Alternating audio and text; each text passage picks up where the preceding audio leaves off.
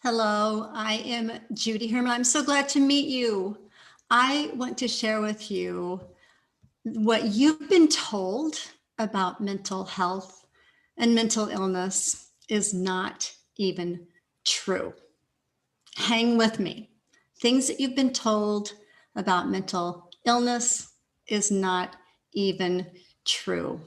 And it's not your fault. It is so not your fault because it's what we've been told.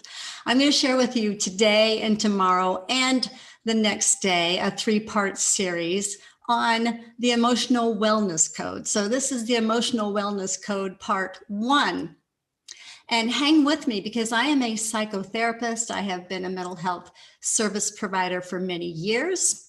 And I have also, my second husband, I lived with for many years, and he had a very severe form of mental illness, bipolar disorder.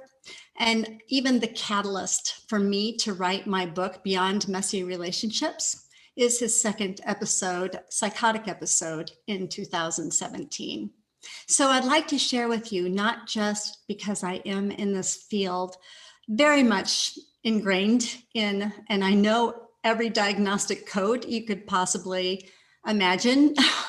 And I know what it's like to be in the system. And I want to share with you what I've learned and what I have found over the years in things that you need to be aware of that is likely keeping you stuck, whether you're caring for a loved one with mental illness or whether you yourself are dealing with an addiction or a mood disorder or any other kind of quote unquote mental illness. So here's what I'd like to share. Part 1, labels can limit our thinking about ourselves.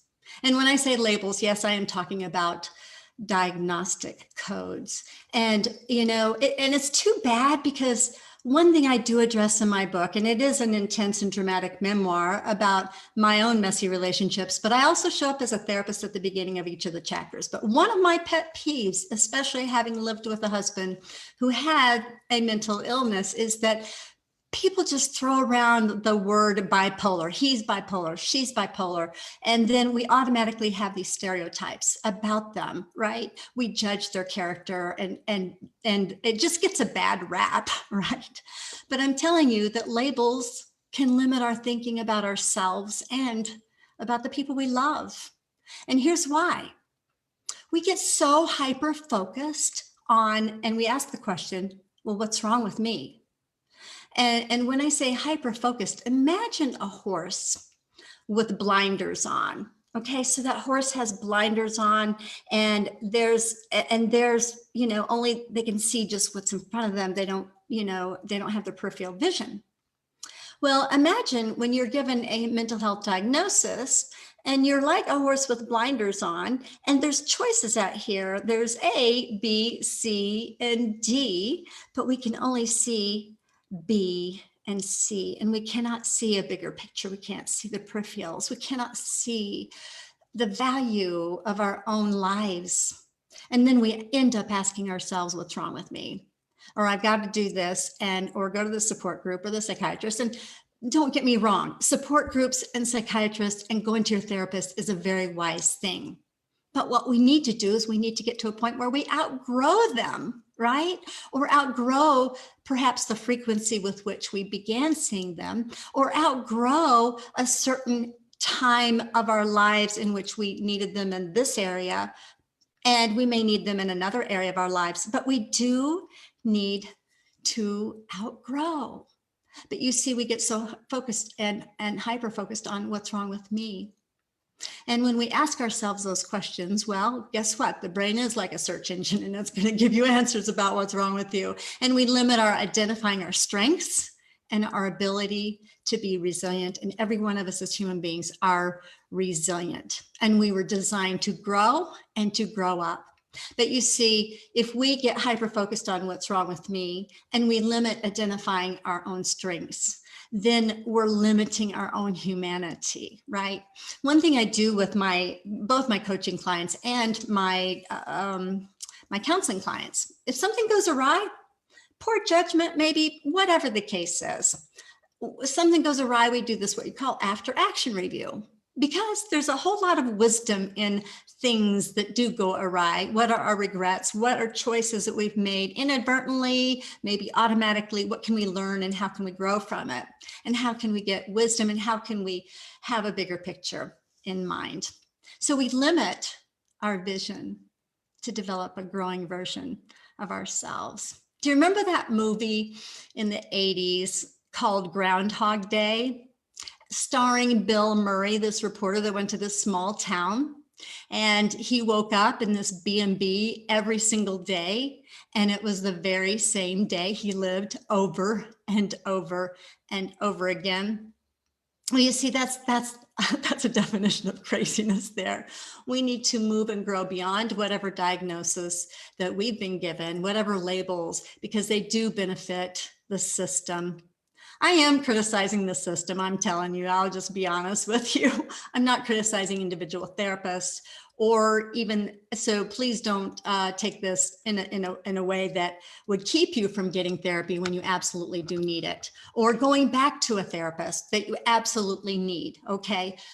Don't let this message do that, because there are times when we do, but what we want to do is we want to grow, and we don't want to be stuck, and we don't want to be dependent upon the same issue, the same thing over and over and over again, like that Groundhog Day. So yes, limits, labels, and diagnostic codes can limit our thinking about ourselves, and we need to grow beyond that because we may inadvertently, not on purpose, it's not your fault, but we may be actually grooming ourselves to stay stuck, and we want to grow wiser and more functional, resilient, because that is within our human spirit. So I'm Judy Herman, author of Beyond Messy Relationships. I've got to tell you, in chapter 11, actually, there's a series of questions that great questions to actually post on your refrigerator or by your bedside or something, but questions that you can ask yourself and ponder about seeing how much you have grown or haven't within the last 10 years or whatever,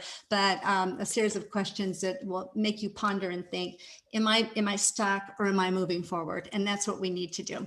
So stay tuned tomorrow. I'm going to also talk about another aspect of what we've been told about mental health that's not even true. And so it'll be part 2 of the Emotional Wellness Code. Now, in the meantime, if you are at a point where you're ready for some coaching, I have a wonderful program called Show Up and Be Real. And this is a coaching program that helps you to move forward and be resilient and move to the next level of awareness, of growth and intention. So I'd love to share more about it. And if you would like to hop on a discovery call, let me know. I've got a couple slots available. Okay, I'd love for you to meet you there. And then secondly, if you're not ready for that, which I understand, you can get you can go to my website, judycounselor.com, and order, or you can order the book, right? Yes, you can get the first 3 chapters for free. If you want a taste of that, you can get it wherever books are sold, but you can also take a relationship stress quiz. So the main thing is that you are much more than whatever diagnosis that you've been given. You're much more than whatever medication you're on. You're much more than, and if we can get that in our heads and communicate that to those that we love, even those that are struggling, we're going to free them. Okay. And yes, but get the help you need. Okay. So thanks so much for joining me, Judy Herman, author of Beyond Messy Relationships. Bye-bye.